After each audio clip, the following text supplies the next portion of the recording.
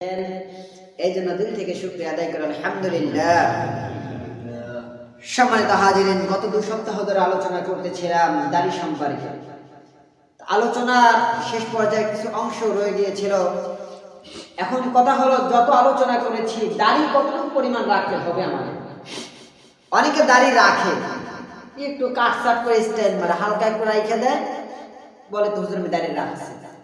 আপনি বলছেন দাড়ি রাখতে, আমি দাড়ি রাইখে দিচ্ছি, কিন্তু দাড়ির মাপ তো বলেন নাই, তাই কাটা কাটা ভাবে রাইখে। আবার কেউ আছে এখান থেকে চাইছে এখানে একটু রাখে, এক একজনে এক এক স্টাইলে দাড়ি রাখে। এখন দাড়িটা হয়ে গেছে ফ্যাশন স্টাইল। এই জন্য কিছু কিছু মানুষ কিছু কিছু খেলোয়াড়দের অনুসরণ করে, কিছু কিছু নায়কদের এরকম স্টারদের অনুসরণ করে করে মানুষ এখন দাড়ি রাখে। কিন্তু আল্লাহ নবী বিশ্বনবী আদৌ যে সুন্নাত অনুযায়ী কেউ দাড়ি রাখে। কতটুকু পরিমাণ দাড়ি রাখতে হবে বলা হয় 1 মুষ্টি। আপনি দাড়িটা হাতে যাতে করে 1 মুষ্টি হয়, যাদের যতটুকু হয় ছেড়ে দেবে। ছেড়ে দেওয়ার পরে যদি দেখেন যে বাড়তে বাড়তে পর্যাপ্ত পরিমাণ চলে গেছে, অনেক পরিমাণ, দেখতে আসলে মিস্ত্রি দেখা যায়। শুনেছি আমার মায়ের কাছে যে কোন জায়গায় এক মুড়ে পিছলে বলে নাকি পেশাব করতে গেলে দাড়ি মোড়াই তারপরে বাস করে তারপরে পেশাব করতে হবে। এই পরিমাণ যদি কারো দাড়ি হয়, ওই দাড়ি আপনার রাখার দরকার নাই। সেই দাড়িটা 1 মুষ্টি পরিমাণ রাইখা সুন্দরভাবে কাইটে দেবেন। চারিকুলে 1 মুষ্টি পরিমাণ রাইখা আপনি সাইডে দেবেন, দেখবেন ওই 1 মুষ্টি পরিমাণ রাখলে আপনার সৌন্দর্য দেখা যাবে। আবার বেশি বড় যদি রাখেন ওটা আপনি দেখতে এমন বড় রাখা যাবে না, বিস্তৃতি দেখা যাবে। আর এই 1 মুষ্টির কম যদি আপনি হয়, যেমন আমার 1 মুষ্টি তো হয়ই নাই, কাটার কি আছে রাখার বাকি আছে। কিন্তু যা হবে সে 1 মুষ্টির বেশি হলে কাটতে পারবে, কিন্তু 1 মুষ্টির কম হলে কাটার কোনো জায়গা নাই। ছেড়ে দিতে হবে। দাড়ির কাজ কি? ছেড়ে দেওয়া। সর্বোচ্চ যদি একান্ত মনে চায় যে আমার দাড়ি অনেক লম্বা হয়ে গেছে, এত লম্বা দাড়ি নিয়ে কেমনে চলি, কি করা যায়, তখন তার জন্য 1 মুষ্টির নিচে কাটা যাবে। 1 মুষ্টি পরিমাণ রাইখা তারপরে কাটা যাবে। যাই হোক, এই পরিমাণ আমরা দাড়ি রাখবো। কিন্তু বর্তমানে এখন কিছু কিছু আপনার দল বের হয়েছে, এরা কি করে, এদের দলের আলামতি হলো ছোট করে দাড়ি রাখা। ছোট করে কি রাখা? এরা আলামতি, মানে আমাদের দলে ঢুকতে হলে এরকম দাড়ি রাখতে হবে, তাহলে বোঝা যাবে আপনি এই দলের অন্তর্ভুক্ত। এই জন্য কোনো দলের অন্তর্ভুক্ত হওয়া যাবে না।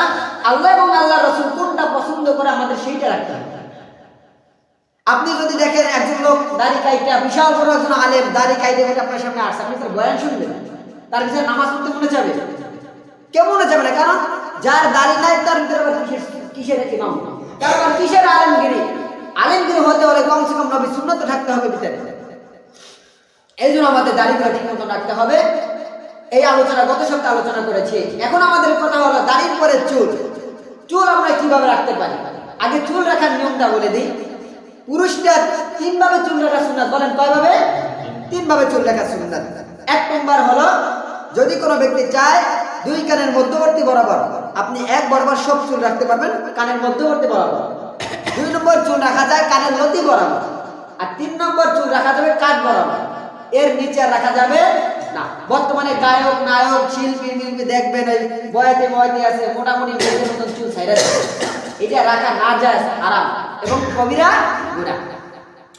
এই জন্য চুল রাখতে হবে আমাদের। 3 নম্বর চুল হয় আমাদের কাঁধ পর্যন্ত চুল রাখতে হবে, এটা হলো সুন্নাত। নয় কানের লতি পর্যন্ত চুল রাখতে হবে, এটাও হলো সুন্নাত। অন্যথায় 2 কানের মধ্যবর্তী বরাবর চুল রাখতে হবে, এটাও সুন্নাত। এর বাইরে কোনো সুন্নাত নাই। এখন আমরা যেটা জানি, কদম চাট পুরা মাথাটা সমানভাবে কাটতে হবে, এটা জায়েজ আছে, এটা কাটলে জায়েজ আছে, কিন্তু কোনো সওয়াব নাই।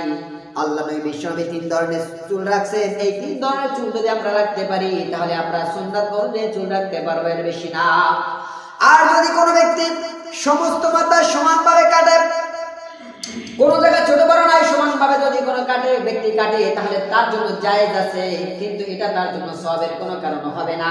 আর একটা সময় তাক হওয়া সুন্নাত, সেটা হলো হাজিরা যখন হজের ময়দানে যায়, যখন হজের ময়দানে ইহরাম থেকে মানুষ যখন পবিত্রতা অর্জন করে, ইহরাম থেকে যখন বের হয় তখন তাক হয়, এটা সুন্নাত। এর বাইরে তাক হওয়া সুন্নাত।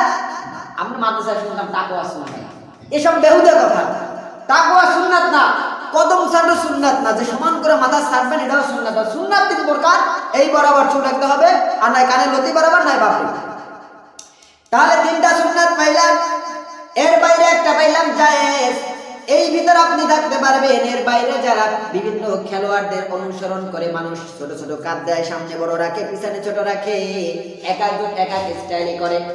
আবার দেখা যায় মাঝখানে চুল রেখে দুই পাশে টাক হয়ে যায়, আবার অনেকে দুই পাশে চুল রেখে মাঝখানে টাক হয়ে যায়।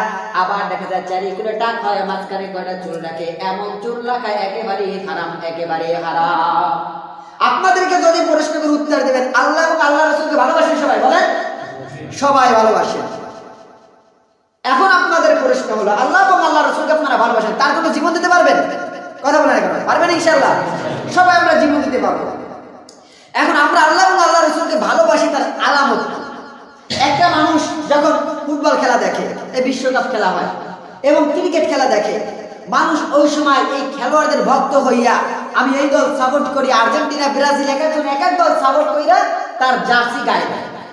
আবার ওই দলের এক একজন খেলোয়াড়ের স্টাইল দিয়ে দিয়ে তার চুল কাটিং করে। বলা হয় কেন তুমি চুল কাটিং করলা? বলে ওই দলের খেলোয়াড়ের অমুক লোকটাকে আমার খুব ভালো লাগে, তার কারণে আমি তাকে অনুসরণ করেছি, এমন চুল স্টাইল করেছি।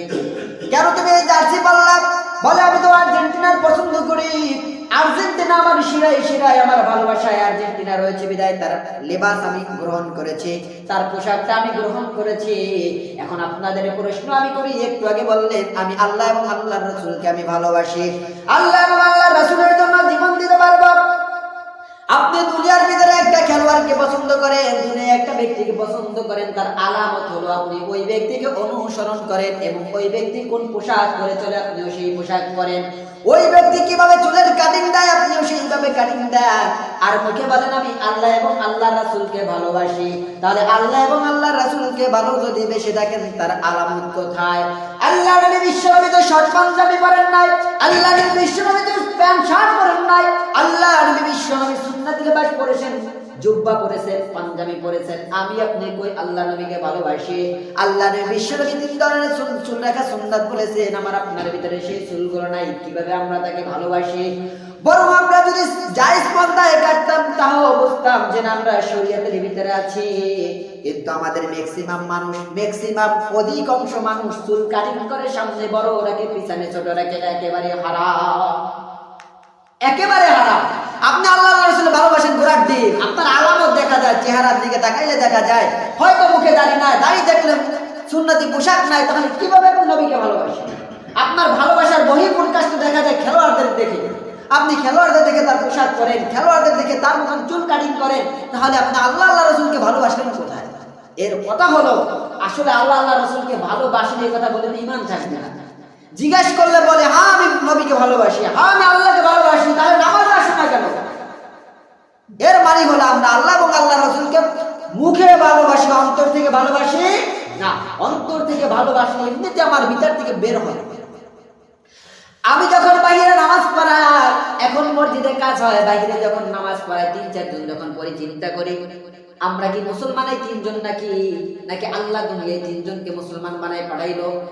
আরো তো কত মুসলমান এলাকায় পড়ে আছে, জুমার দিন মসজিদ পড়ে যায়, কিন্তু ৫ ওয়াক্ত সময় কেন ৩ জন মানুষ দাঁড়ায়? তখন আমার মনে পড়ে আল্লাহ নবী বিশ্বনবী বলেছেন আমার উম্মতের ভিতরে ৭৩ দল হবে, অর্থাৎ শতকরা ৭৩-এর ভিতরে একটা দল যাবে জান্নাতে, বাকি সব জাহান্নামে যাবে। আমার উম্মতের ভিতরে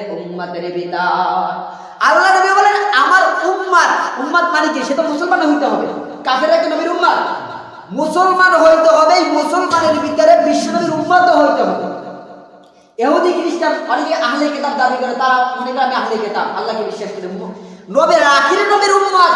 এরা ৭৩টা দল হবে, একটা দল জান্নাতে যাবে, বাকি সব জাহান্নামে। এর মানে বোঝা যায় পুরো এলাকার সমস্ত মানুষকে একখানে কইরা ৭৩ জনের ভিতরে একজন জান্নাতে যাবে, বাকি ৭২ জন জাহান্নামে যাবে। আমি যখন একা একা নামাজ পড়ে চিন্তা করলাম আল্লাহ নবী বলেছেন ৭৩-এর ভিতরে একদল জান্নাতে যাবে, বাকি জাহান্নাম, তখন তাকাইলে দেখা যায় ৫ ওয়াক্ত নামাজে ২-১ জন ছাড়া কোনো মুসল্লি পাওয়া যায় না। তাহলে আপনারা চিন্তা করেন আপনারা কোন দলে আছেন? কিসের চিন্তায় বাবা? হিসাব করেন। আমরা মুসলমান দাবি করে আমরা মুসলমান, কিন্তু নামাজে ৩ জন, ব্যাপারে কি? সবাই মুসলমান, সবাই আল্লাহকে বিশ্বাস করে, সবাই আল্লাহকে ভালোবাসে, সবাই বিশ্বনবীকে ভালোবাসে, নামাজের সময় ৩ জন কেন? পুরা ময়দান এই জায়গায় যখন নামাজ পড়ে বাইরে দেখতে একটু দৃষ্টিকটু দেখা যায় যে তিনজন নামাজ পড়তেছি, কেমনে দেখা যায়? মাঝে মাঝে দুইজনও জামাত পড়ি, কিন্তু আমরা সবাই মুসলমান, একটু ভয় আসে না। অথচ আমরা বলি আল্লাহ এবং আল্লাহ রাসূলকে ভালোবাসি। কাল কিয়ামতের দিবসে বাস্তব ফুটে উঠবে, কে আল্লাহকে ভালোবাসেন, আল্লাহ রাসূলকে ভালোবাসেন। আরে বাবা, ভালোবাসা মুখ থেকে বলা না, আপনার কর্ম থেকে বোঝা যাবে আপনি আল্লাহ এবং আল্লাহ রাসূলকে ভালোবাসেন। আপনার লেবাস দেখে বোঝা যাবে আপনি নবীকে ভালোবাসেন। আপনার দাড়ি দেখে বোঝা যাবে আপনি নবীকে ভালোবাসেন। আপনার চুল দেখে বোঝা যাবে আপনি নবীকে ভালোবাসেন। শুধু মুখে হ্যাঁ আমি নবীর জন্য জীবন দেবো, গোড়ার ডিম দেবেন, যখন বলা হবে চলো নবীর জন্য জীবন দেবো, কে কে আসবেন, হ্যাঁ সবাই দৌড়ে এখানে হবে, যখন রওনা দেবো পিছন থেকে মুনাফিকের মতন কাইতে যাবে। আরে এত সহলে জান দিয়ে কই যাবো? এখন বিল্ডিং তিনতলায় করতে পারলাম না, বিশ্বনবীর জন্য জান দিলে তো বিল্ডিং করবে। এই জন্য আমরা যতই যা করি না কেন চিন্তা করতে হবে ৭৩টা দল বাবা, একটা দল জান্নাতে যাবে, এই সেই দলটা ফুটে ওঠে ৫ ওয়াক্ত নামাজ। এই দলটা প্রকাশ পাওয়া যায়, দলটা দেখা যায় ৫ ওয়াক্ত নামাজে, অন্য কোনো সময় দেখা যায়। আর বুঝাবো কিভাবে? কারণ মানুষের যেটা আসল আলামত, মানুষ দিনটার মুত্তাকি পরহেজগারের প্রমাণ হলো ৫ ওয়াক্ত নামাজ। এর বাইরে তো বোঝা যায় না। আপনি সাধু, আপনার মুখে দাঁড়িয়ে আছে, হতে পারে আপনি বেনামাজ, আমি বুঝবো কেমন? এই জন্য আসল প্রকাশ হলো মুসলমানের আলামত, প্রধান আলামত হলো ৫ ওয়াক্ত নামাজ। তাহলে এত বড় জায়গা, এরকম বড় একটা এলাকা যে জুমার দিন মসজিদ ভরে যায় ৫ ওয়াক্ত নামাজে ৩ জন, এই জিনিসটা দেখে খুব খারাপ লাগে। অথচ আমরা দাবি করি আমরা জান্নাতে যাব। আমরা কোথায় যাব বলেন? জান্নাতে যাব। জান্নাত এত সোজা, জান্নাত এত সোজা। আমরা তো চেষ্টা করি যত সম্ভব গুনাহ না করা, কারো হক না মারা, তারপরও মনে মনে ভয় হয়, মনে হয় জান্নাত আমি পাবো না। আমি ৫ ওয়াক্ত নামাজ পড়ি, তারপর চিন্তা করি জান্নাত মনে হয় আমি পাবো না, কারণ আমার নামাজ মনে হয় হচ্ছে না। আর আপনি বাবা নামাজই করেন না, আপনি জান্নাতের আশা কিভাবে করেন? কয়দিন দুনিয়া থাকবেন? কয়দিন? 2 দিন পর আপনারা পাওয়া যাবে না। হঠাৎ করে শোনা যাবে অমুক ব্যক্তি মারা গেছে, শেষ শেষ, দুনিয়া শেষ, খেলা শেষ, আপনারা আর কেউ খুঁজে পাবে না। এই জীবনে এই ব্যক্তি আর দুনিয়া খুঁজে পাবেন না। যেই ব্যক্তি একবার দুনিয়া থেকে বিদায় নিবে তাকে জীবনে আপনি খুঁজে পাবেন না। তাহলে কিসের জন্য এত বড়াই? তাহলে কিসের জন্য এত বড়াই? কেন ৫ ওয়াক্ত নামাজে মুসাল্লি পাওয়া যাবে না? কেন দিনের কাজে মুসাল্লি পাওয়া যাবে না? এর মানে হলো মুসলমান আমরা ভালো মুসলমান হতে পারি নাই, দিনদার হতে পারি নাই। সত্যিকার অর্থে যদি আমরা আল্লাহ এবং আল্লাহ রাসূলকে ভালোবাসতাম, তাহলে আমরা নামাজ, রোজা, হজ, যাকাত কোনগুলোই আমরা কামাই দিতাম না। আমাদের লেবাসের ভিতরে ফুটে উঠতো আমি নবীকে ভালোবাসি, আমার গায়ে পাঞ্জাবি থাকতো। যত কর্মগুলো আমি করি, যত ক্ষেত্রে কর্ম করি, আমার মাথায় একটাই চিন্তা হবে, আমি যতই কর্ম করি আমার নামাজটা ঠিক রাখতে হবে। আমি যত কর্ম করি, যতই কষ্ট করি, আমার মুখে দাড়িটা ঠিক রাখতে হবে। আমি যত কর্ম করি, কষ্ট করি, সুন্নতি লিবাস অনুযায়ী চলতে হবে। কারণ বাবা এই দুনিয়া আমার সারা জীবনের জন্য নয়। এই দুনিয়ায় আল্লাহ পাক রব্বুল আলামিন আমাদেরকে দুনিয়ার ভিতরে পাঠাইছেন তার ইবাদত করার জন্য। সুতরাং ইবাদত হলো আমাদের মূল মুখ্য এবং উদ্দেশ্য। আজ আমরা দুনিয়া ভোগ করি, আমাদের দুনিয়া খাচ্ছি, এই যে কষ্ট কেরাস করতেছি, এটা হলো ইবাদত করার জন্য, ইবাদত করার জন্য। তুমি আমি যে মাঠে ঘাটে কাজ করি, তুমি আমি যে অট্টালিকা বিল্ডিং করি, এই সব হলো ইবাদত করার জন্য, এর বাইরে কিছু না। কেন তুমি অট্টালিকা তৈরি করো? বলে অট্টালিকা তৈরি করে জন্য আমি গোলাম মুসলমান কিভাবে ভালোভাবে ইবাদত করতে পারি, এই জন্য একটা বাড়ি করলাম, যাতে বাড়ির চিন্তা মাথায় না থাকে, বাড়িতে বসে বসে ভালো করে ইবাদত করতে পারি। তুমি কেন কামাই করো? বলে আমি কামাই করি এই জন্য। যদি কামাই না করতে পারি তাহলে খাবো কেমনে? আর যদি খাইতে না পারি তাহলে আল্লাহর ইবাদতটা কেমনে আমি করব? ও মুসলমান, তোমাকে যখন দুনিয়ার ভিতরে প্রশ্ন করা হবে, প্রত্যেকটা প্রশ্নের শেষ মাথায় থাকবে তোমার ইবাদত। তোমাকে যখন যে কোনো প্রশ্ন করবে, এই প্রশ্নের শেষে তাতে ইবাদত থাকবে। কাজ করো কেন? আরে বাবা খাইতে হবে। খাবা কেন? বাবা বাঁচতে হবে। বাঁচবা কেন? আল্লাহর ইবাদত করবে। আমার সব কাজের মূল জানে আল্লাহর ইবাদত হয়। কিন্তু না, আমরা যে কর্মগুলো করি, আমরা কর্মের ভিতরে প্রকাশ করে দিই, কর্মের ভিতরে দেখায়া দিই। এই দুনিয়ার ভিতরে আল্লাহ আমাকে পাঠাইছে খাওয়ার জন্য। কে কত পাল্লা দিয়ে খাইতে পারো, কে কত কামাইতে পারো, কে কয়তলা বিল্ডিং তোমরা করতে পারো, আল্লাহ এই জন্য দুনিয়ায় পাঠাইছে, যাতে করে তোমরা এক একজনের সঙ্গে পাল্লা দিতে পারো, এক একজনের সঙ্গে প্রতিযোগিতা করতে পারো। দুনিয়াকে বেশি কামাইছো, তাকে আমি সফলতা দান করব। আল্লাহ তো এমন ঘোষণা দেয় নাই, কিন্তু আমরা আমাদের কামে কর্মে এটা ফুটে দিই। এই জন্য আমরা পাইলাম 3 ধরনের চুল কাটা সুন্নাত। আর বাবা এতটি কথা বললাম শুধু নামাজের দিকে তাকাইয়া, আপনি হিসাব করেন, নামাজ পড়ি পাশ থেকে গল্প দেয়, মানে মানুষ এই চিন্তা করে না যে এখানে নামাজ পড়তেছে। আমরা নামাজ পড়ি, এখান থেকে যুবকরা গল্প দিতে দিতে যায়, আরে কি রসের গল্প। এই চিন্তা করে না নামাজটা আমারও পড়ার দরকার ছিল। আমি বলো, আমি গাদা পড়তে পারি না, আমি অজম পড়তে পারি না, আমি মুনাফিক পড়তে পারি না, আরেকজনের বাধা কেন আমি দিব? কত সুন্দর মোবাইল গান বাজাই যায়, স্টাইল দেখি। হ্যাঁ, এটা নামাজ পড়ে আর মোবাইল গান বাজাই বাজাই চলে, কি সাহস এগুলো। এবার এবার মুসলমান দাবি করে আমি মুসলমান, কি বলে আমি মুসলমান। নামাজ পড়ো নাই ভালো কথা, আবার তুমি এখানে একজন নামাজ পড়ে তুমি তার নামাজকে ওভারটেক করে তুমি গল্প দিতে দিতে যাও। তুমি এই চিন্তা করলে না, আহারে নামাজ তো আমার পড়ার দরকার ছিল, এরা নামাজ পড়তেছে, আমি কিভাবে এই নামাজ তুই হাইটে যাবে, আমার তো কবরে যাইতে হবে, এই একবারই চিন্তা করে না। আমাদের এলাকায় যে কয়েকজন মুরব্বী আছে যাদের হায়াত শেষ, 60 হয়ে গেছে, আমরা গরিব মাত্রার মানুষকে ধরি 60 বছর, সামনে আমরা 60 বছর বাঁচব না আমি নিজেও জানি না। কিন্তু আপনারা যারা 60 বছর পার করছেন, মনে করেন আপনারা এখন যা পাচ্ছেন আল্লাহর বোনাস স্বরূপ, এখন যে হায়াতটা আপনারা পাইতেছেন আল্লাহর দেওয়া বোনাস। এই বোনাসের ভিতরে থাইকেও যদি আপনারা দুনিয়ার স্বপ্ন দেখেন, আপনাদের মতন বলদ এই এলাকায় আল্লাহর বোনাস পাইয়া, এই বোনাসের বয়স পাইয়া যারা এখনো দুনিয়ার ভিতরে পড়ে আসেন যে দুনিয়া খাবো, দুনিয়া দরকার, মনে করতে হবে তারা এই এলাকার সব থেকে বলো। কারণ বোনাসটা তুমি কাজে লাগাইতে পারো না, তাহলে তুমি কি করবা? আসল তো গেছে, 60 বছর শেষ, বোনাসটা কাজে লাগান, যেটা আল্লাহ আপনাকে দিচ্ছে, এর মানে সুযোগ দিছে। বাবা বান্দা তুমি এই 60টা বছর করতে পারো না, তোমার আরো কিছু বাড়াই দিলাম, দেখো তুমি শেষ সময় ভালো করে আসতে পারবে। এতই মুরাব্বি নামাজে, 5 ওয়াক্ত নামাজে কাউকে পাওয়া যায় না। এর মানে হলো সকলের স্বপ্ন মানুষের বয়স বাড়ে, 2টা স্বপ্ন খালি বাকি থাকে, জুয়ান হয়, আমি আরো বাঁচবো, আরো আমার হায়াত হবে, আমি আরো 200 বছর বাঁচবো এবং আমি আরো 8 তারিখে কামাবো, এই 2টা স্বপ্ন মানুষ বলে না, অথচ মানুষ মরার পথে। তাহলে ভাই নামাজ আমাদের পড়তে হবে, রাসূলের সুন্নাত আমাদের ভিতরে রাখতে হবে, দাড়ি রাখতে হবে, নবীর তরিকা অনুযায়ী চুল কাটতে হবে। এইগুলো যদি আমরা করতে পারি, আমাদের ভিতর থেকে মুসলমানিত্ব এবং আল্লাহ রাসূলের মহব্বত আপনা আপনি ফুটে উঠবে।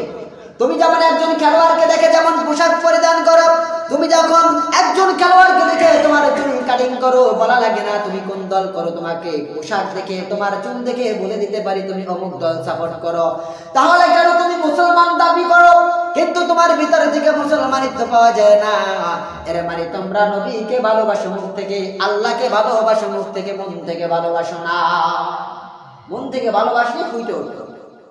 তাহলে আমরা চুল কাটবো সুন্নাত তরিকায়। এর বাইরে যারা চুল রাখবেন, এবারে বাপনি রাখতে রাখতে ছাইরা দেবেন মহিলাদের মতন, তাদের জন্য কবিরা গুনাহ এবং তাদের জন্য আল্লাহ রাসূলের অভিশাপ। 2 নম্বরে মহিলারা চুলের কাজ ছেড়ে দেওয়া। কিন্তু এই মহিলারা যদি ছেলেদের ন্যায় চুল কাটো করে রাখে, আল্লাহ পাক রব্বুল আলামিনের পক্ষ থেকে তার উপরে লানত বর্ষণ হয়। অনেক মহিলারা আছে যারা চুল কাটেন, এমনও কথা বলা হয়েছে যদি কোনো ব্যক্তির মাথায় সমস্যা হয়, মাথায় কোনো একটা পুরুষের মাথায় সমস্যা হয়েছে, কি করে ওই জায়গা কাটে, কাইটা ওই জায়গাটা ফাঁকা রাখা। বলা হয় মাথায় যদি সমস্যা হয়, যদি চুল একান্ত কাটতে হয়, তাহলে একটু কাইটা বাকিটা রাখার দরকার নাই, তুমি সবগুলো কেটে ফেলো। এখন দেখেন যেখানে মাজুর ব্যক্তি সেইখানে বলা হয়েছে একটু কাইটা বাকি ডুকরাই কোনা, বরং সব কেটে ফেলো। তাহলে আমরা যারা এখন এখানে একটু ছোট রাখি, এইখানে এই রাখি, এই বিশাল মাথাটা ফুলের মতন তৈরি করি, কি লাভ বাবা? কি লাভ? তুমি ওই অবস্থা মারা গেলে তো ওই অবস্থায় কবরে যাবা, কাল কেমন তুমি তো স্টাইলিশ হয়ে যাবে, দাঁড়াবো পারে। আল্লাহ আমি তো স্টাইল মারতাম এলাকায়, এই স্টাইল হয়ে আছে আমার সামনে, দেখো স্টাইল দেখে যদি আল্লাহ একটু জানতে চায় নাকি? এই তো হিসাব করে চলবেন, হিসাব করে চলবেন। দুনিয়া থেকে তোমারও যাইতে হবে, আমারও যাইতে হবে, এই হিসাব করে হাঁটতে হবে, চিন্তা করতে হবে। আমি তো ঘুমাইতে গেলি মোবাইল টিপও যদি ঘুমাই, তাও তো ঘুমাই, যদি এই রাত্রে মারা যায় সকালবেলা তো আমার আর খুঁজে পাবেন, আমার শেষ, দুনিয়া শেষ। তাহলে আপনারও স্বপ্ন একটাই দেখতে হবে, আমি আপনিও দুনিয়া থেকে যাবো। কিরে ভাই এত দুনিয়া, কিসের এত দুনিয়া? এই দুনিয়া ছাড়েন, দুনিয়া যতই আপনি দুনিয়ার পিছনে দৌড়ান, আল্লাহ যতটুকু আপনার কিসমতে রাখছে এর বেশি আপনি পাবেন না। আপনি সারাদিন দুনিয়ার পিছনে দৌড়ান, ওই সারাদিন দৌড়েই দিয়ে থাকবেন, না ভালো কিছু খাইতে পারবেন, না কিছু পড়তে পারবেন, না আখিরাত হইল, না দুনিয়া হইল, সব বরবাদ। চিন্তা ভাবনা করে চলতে হবে। আরেকটা বিষয় আমি আলোচনা করতে গিয়েছিলাম, শর্টকাট। আমি ওইদিকে আর যাবো না, একেবারে শর্টকাট। নাবির নিসের প্রশংসা সম্পর্কে আমরা অনেকে কিছু বুঝি না, আমরা লজ্জার কারণে বলি না, এটা আমি বলে ছাড়িয়ে দেবো। পর্দার বিষয়ে আলোচনা করতে গিয়েছিলাম এবং আয়াতে বলেছিলাম আগামী সপ্তাহে 2 সপ্তাহ পর্দার বিষয়ে আলোচনা করব। নাভির নিচের পশম সম্পর্কে একটু আমি হালকা পাতলা বলি, লজ্জা শরম ফেলাই দিই, কারণ আমরা সবাই মুসলমান, মরতে আমাদের হবে। নাভির নিচের পশম হলো এইখানে একটা র‍্যাক থাকে, নাভির পরে একটা র‍্যাক থাকে, এই র‍্যাকের পরে যে পশমগুলো আছে আমাদের কেটে ফেলতে হবে এবং ওইটার আশপাশে যেখানে যা আছে সবগুলো পশম পরিষ্কার করতে হবে। এমনকি পিছনের রাস্তায় যে পশমগুলো থাকে এইগুলো আমাদের পরিষ্কার করতে হবে। অনেকে চিন্তা করেন কেমন কি করবো, আর ভাই যদি আমরা হুজুররা যদি করতে পারি তাহলে আপনারা কেন পারবেন? আমরা তো সে ছোট থাকতে বিবাহের পর বিষয় বাদ দিলাম, বিবাহের আগে থেকে যারা কাটতেছি এরা কেমনি কাটে? মেইন হলো অভ্যাস করেন, আপনিও পারবেন।